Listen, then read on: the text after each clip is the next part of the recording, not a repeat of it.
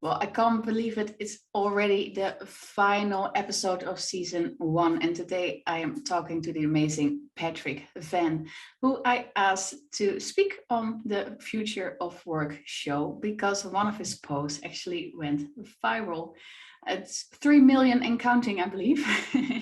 And now the post on itself wasn't that out there. It was actually just you supporting your partner and yeah, with her career and such. But apparently it resonated with many people because obviously it got, yeah, I believe shared, commented all over LinkedIn. And I will make sure to send a link, put a link in the comments once this is live so you can have a look for yourself. But Patrick, thank you so much for being here and doing this final episode for this season with me. So first of all, if you could answer for us the question, what are you seeing changing in the workforce and what do you hope this means in the future?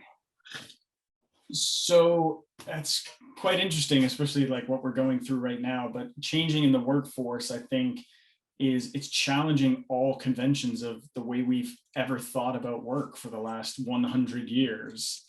That like the concept of kind of that 9 to 5 I read that was actually done in 1920s, like it was a creation of the Ford Motor Company to kind of make sure that we weren't exploiting laborers. And it's so like it now feels so strange that we've held on to this idea of like 9 to 5 desk-based work. But we were forced into challenging that entire structure. And I don't think we would have done it otherwise if we didn't have kind of something as crazy as a global pandemic come down. We wouldn't have tested it. And I think, the way it's changing is actually opening up like infinite possibilities for people that never really existed before. So I think everyone usually took a job based on location and based on the location of the office. And now you just have the freedom and, well, a lot of people, I shouldn't say everyone, but a lot of people have the freedom and flexibility to start making work kind of fit around their ideal lifestyle, which for me is kind of super exciting. Yeah, I must say I've seen the similar things happen because I know there have been research done on work-life balance and how employees were well managing basically struggling in the workforce in like 2018. I think the statistic was 85% of the surveyed persons said that their work-life balance was off, and companies just said, well, it's not important enough for us to deal with. And then the pandemic hit. So obviously we were forced to really rethink the way we support employees, how we measure productivity, how we do all these different things. And the problems that were present in the workforce, I think, also really got amplified. So, for example, for myself, my husband is a field service engineer. His work continued as per usual, but I wasn't allowed any help in the home. So, for the past 2 years, I've been providing, free so baby care, support for looking after my children when I was normally would be working for, an international billion company. So we've had numerous discussions on how to resolve this, and we asked for help many, many times. And every time it was just, it's not our problem that you guys aren't coping with, him being away for a job that required zero time away. And yeah, it's not our problem that your wife can't work anymore. So for us and the work I do, of course, heated discussions, luckily we're on the same page. But I can imagine that if you're in a relationship that you may not always agree on these things, it becomes really tricky to, especially if experiencing that, on the negative side, like me, in our relationship, how do you solve this unless you start looking beyond work? So that's of course the work that I do and work with companies to really help them normalize work of life beyond the desk, because I believe once we start combining these two, we will come up with solutions that will be so beneficial for everyone. And I think that was what you also shared in your post, right? How happy you are that your partner can succeed. Yeah, I mean, for as long as I can remember, the post was really about how my wife has been the main sort of, not main, but bigger breadwinner in the house. She's always had a higher salary than I have.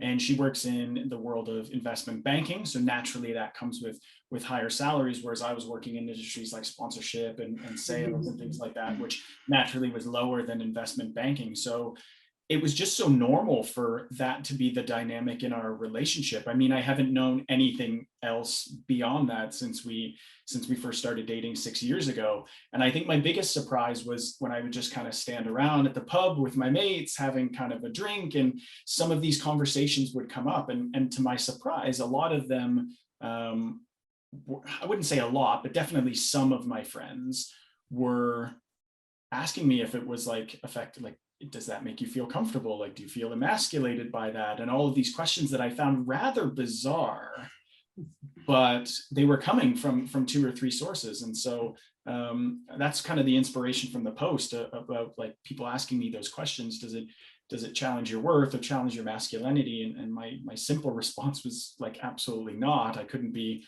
more proud. But I think that did highlight still how far we have to go in breaking those predisposed notions of male equals breadwinner in home, which are just like unbelievably outdated and just flat out wrong. But that was the whole inspiration and story behind that post.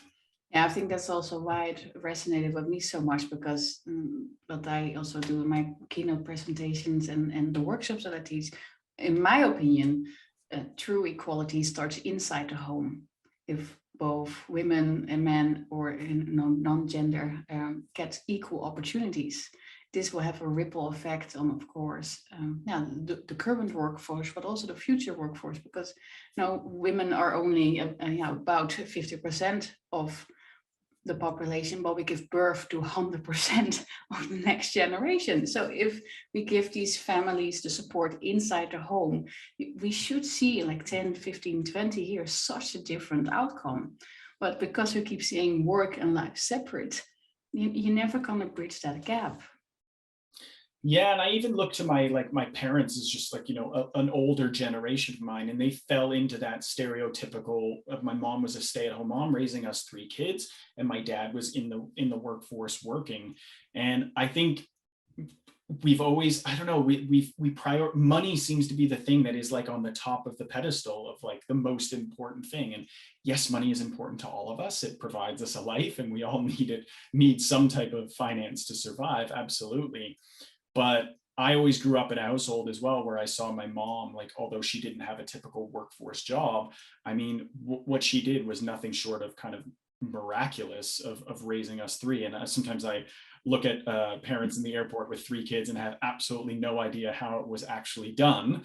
But I think, I grew up understanding the value of both, about like, the household run in generally, and that's made up of many, many components, money being one of those components.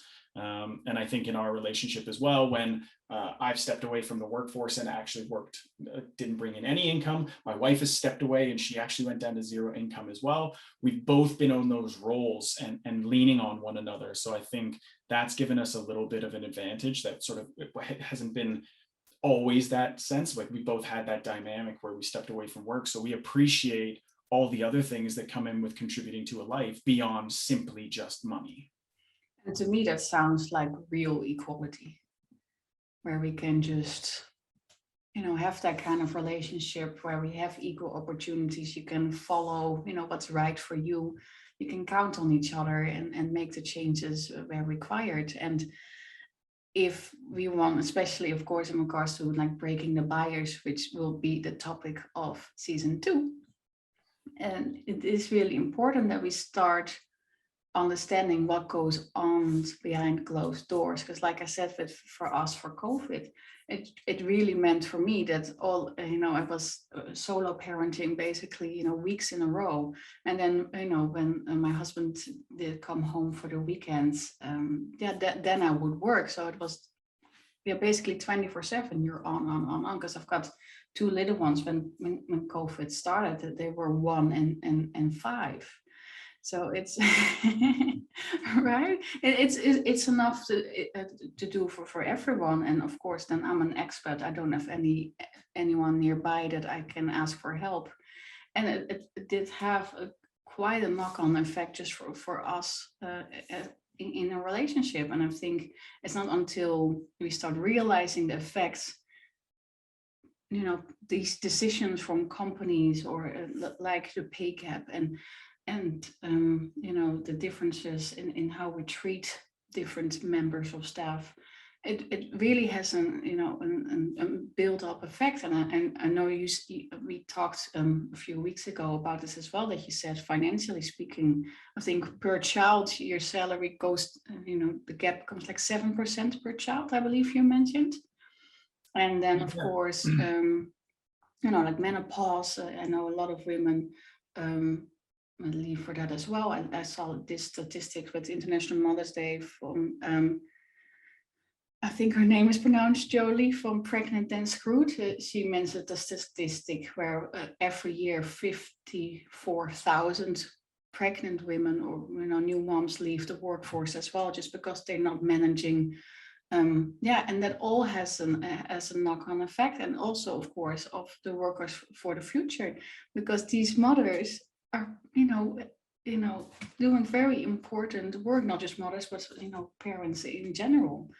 And if we can start supporting this from the inside out, I really think we can make a huge impact. And what you said as well, financially and just breaking these barriers. What is your experience? Because of course you work with companies supporting employees, I believe, with the financial element. Yeah, so my company Tomi goes in as like a workplace benefit, and we basically offer one-on-one coaching for employees. And you mentioned, you hit the nail on the head, is that one thing that I was less aware of several years ago, that my wife has helped me educate me on a lot, is that knock-on effect, the challenges, financial challenges that women face that are not faced by men. So you mentioned there's a perfect example of in those years of motherhood, if you do step away from the workforce, that has a massive knock-on effect to your pension contributions, if that really impacts the amount you're putting into your pension. And then you amplify that, 25 years down the road, what those contributions could mean in terms of growth in your pension. So there is like that's just one example of probably several that women face that men don't actually face in the workplace. So I think it's just something that I've become a lot more aware of recently, and I don't have the answer to it, but certainly, my goodness, certainly a baseline has to be, we've got to get this gender pay gap thing, like as the absolute bare minimum baseline to start making progress, is getting that portion of the equation correct. Bringing back to my wife into an example, I know that she actually worked with a colleague of hers, exact same position, exact same responsibilities, and she was on double her colleague. Literally the exact same title, this role, responsibilities, everything. And not, company, and the difference was that my kind of wife knew a bit more about the rules, whereas her colleague was coming from South America, didn't know the system that well. Salaries are different in different countries, so she didn't know how to navigate the UK system as much as my partner did. And so the only way that started to change was when my wife told her colleague that was like opened up and was like, this is what I'm making, this is what you're making, like that is not fair, that is not okay. So I think, as an absolute bare minimum baseline, like we have to get that right. And I think some companies are doing a good job in terms of opening up and being more transparent on like the salaries. I really do encourage that. I think that's a really great step. The gender pay gap has got to like just become obsolete. It's just that'd be the final year that we talk about this, right? That's it done. My goodness. Yeah, exactly. But I think in terms of like where the company comes in as well, I do think the companies that are going to win, and I think it's harder for larger organizations than really smaller ones, but I think the companies that are going to win is those companies that can actually help someone like yourself navigate those. Like we've just 2 years, we've really completely shifted the way, not just how we work, but like our life. You explained how much an impact this has had on your roles in the household, different responsibilities. It's completely shifted everything. So I think companies that are going to win are ones that can help employees ease those things like childcare and those big topics that are in the household. Because I know from my personal experience, if a company is willing to invest in those things in me, my loyalty for that company is going to go absolutely through the roof. Talk about retaining talent, like all of these knock-on things. Exactly. It's an absolute business win for companies to help people navigate these last 2 years and these different roles that we're finding ourselves in. Yeah, exactly. I did a post on that about a few weeks ago where I said it's a costly joke to not care about your people, but especially now you've seen how many people are actually switching to different companies, especially parents, and a big chunk of that is mothers who are just exiting the workforce. If you want them back, we have to find a way, like, like myself, we weren't allowed any help inside the home unless you provide the support. Everyone, or at least I thought, with my background in history, you could see this coming, that if you strip everyone of their coping mechanisms and their support, it's going to create a ripple effect. And you've seen it in mental health issues. You've seen here the suicide rates are up, domestic violence rates are up. There's so much things that are now just under expanded. They're like bigger, right, because of what we did. So if we now actually get these topics and deal with them, we know now not what to do. So if we go the other way, maybe we can solve a number of these issues we're seeing both in the workplace and inside the homes. Yeah, and to be fair, companies haven't navigated this before, so I don't expect companies to kind of nail it, spot on the very first time and roll out. But that's why they can hire me, because this is what I do. I help them with their data, and we'll go talk this through and see, what solutions we can come up with. It's we don't need to do this all by ourselves, but it is important to raise the awareness and make the changes that are required. Because if we want to keep a healthy workforce and keep your business strong, then this is not the time to sit back and do nothing. No, the companies, as I say, the companies that are going to lose out big time are those older, stale industries. I keep going back to banking because I just see it with my wife so present and so clearly. Yeah. Companies like that are going to really, really struggle if they're going back to the old school model of like 5 days in the office, zero flexibility. They're going back those routes. And I think that is a very, very slippery slope. And I've even seen some of my peers absolutely take a significant pay cut to actually go to a place that is a bit more flexible, not a bit more flexible, a lot more flexible, and has these other benefits to their lifestyle. I think pay used to be the carrot for people. It used to be the be all, the end all. And again, it's still important because you want a certain standard of life. But all these other factors, I see my friends leaving money on the table in order to go to a place where they can spend a month or two at home and visit sort of family around the world. Like that is far more valuable than the actual monetary gain. And I find that banking is just, you see the headlines all the time. They're increasing new joiners pay 100 grand, 120 grand as entry salaries. And I think that can work for a small percentage of people, but I think it's really a bad long-term strategy in terms of, recruiting and retaining really, really top talent. Even if you would pay my husband that amount of money, if I don't see him, then we would still say no. Exactly. It's that simple. We want a family where we can spend time with each other, have the children grow up with both parents and lead by example. Because I've got a boy and a girl. We want them to see that despite of your gender, that you can succeed in whatever it is you want to succeed in life. But I see we're almost out of time. So is there anything you were wanting to add for this final episode of season 1 of Future of Work?